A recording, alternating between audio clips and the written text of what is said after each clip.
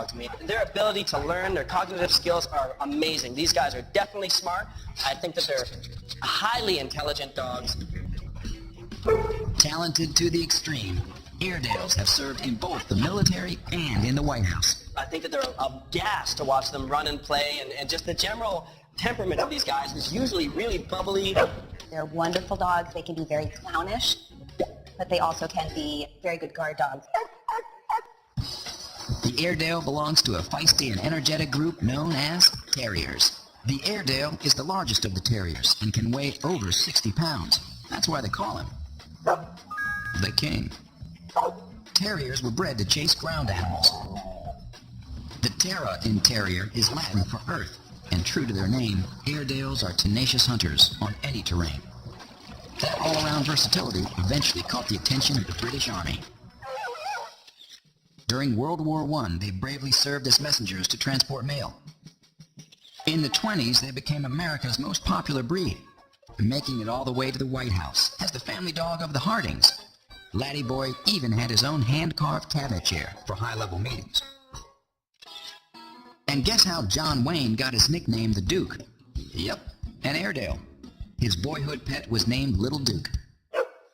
The Airedale of today is still an incredibly hardy and versatile dog, with many of the same traits as its forerunner, starting with its unique, non-shedding double-layered coat.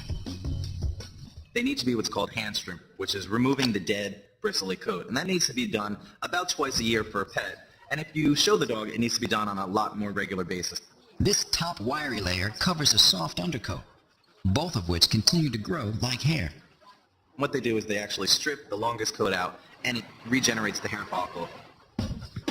Originally used for biting its prey, the Airedale still has the largest teeth of all the terriers. And while not aggressive in nature, be warned, Airedale puppies are bundles of energy who will take on just about anything.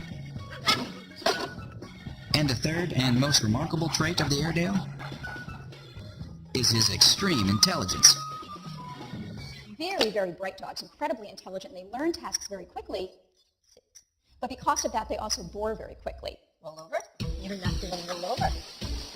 Adult Airedales need at least 20 minutes of brisk walking twice a day to keep fit, but they do love to free run in the woods. For training, Airedales do best with praise rather than punishment. If they go off leash, make sure your Airedale responds well to a recall command. Because, like all terriers, it's a given. These guys are going to chase small animals. Whether you have a farm or a city dwelling, Airedales are adaptable to most environments.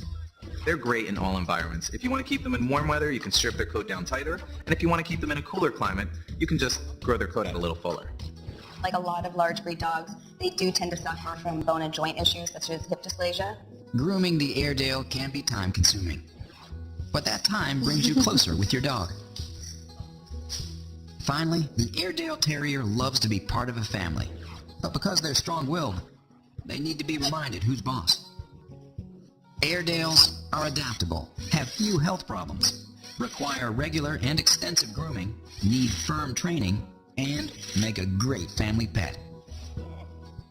A trained Airedale could become the best friend you ever have. Akitas are newcomers to American soil. Helen Keller brought the very first from Japan in 1937. Sick? Having a baby?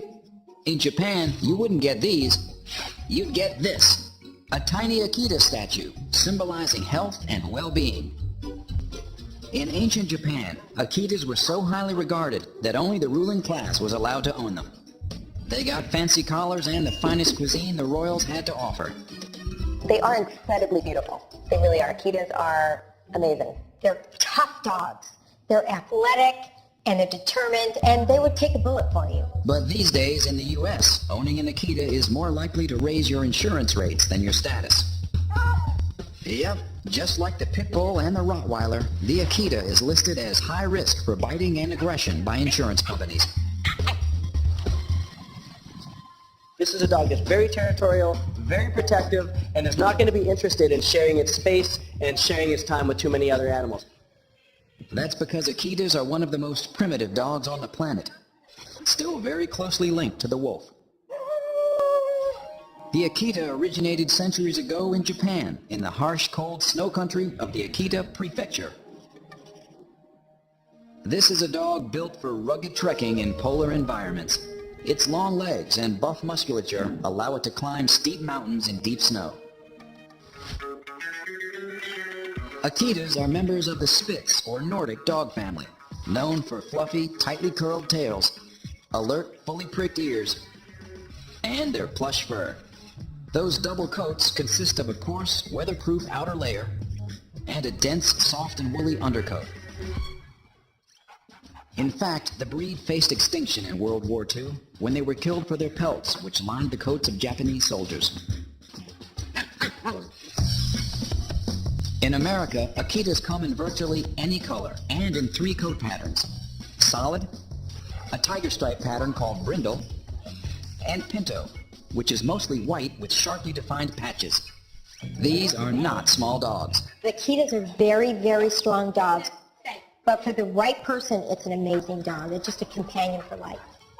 The Akita's need for early training may be the most important consideration for anyone thinking of adopting this breed.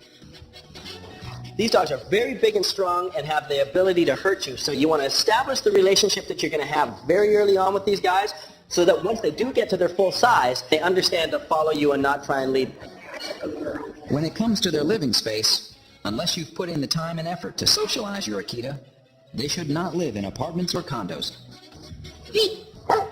Like all large breeds, Akitas can suffer from joint dysplasia and bloat, a life-threatening swelling and twisting of the stomach. And grooming an Akita can be an issue for some folks. This is a dog with a lot of hair, and that hair gets everywhere. And think long and hard before you bring an Akita into your home. If you acclimated them in the beginning, they would be a great family dog. Akitas then stack up like this. It's probably best not to have them in an apartment building. Too many people and animals. They get fair marks for health, suffer the usual large breed problems such as bloat and dysplasia. Akitas shed heavily twice a year, so grooming can be intense. They're trainable if you start them young. And be careful before you bring them into a family.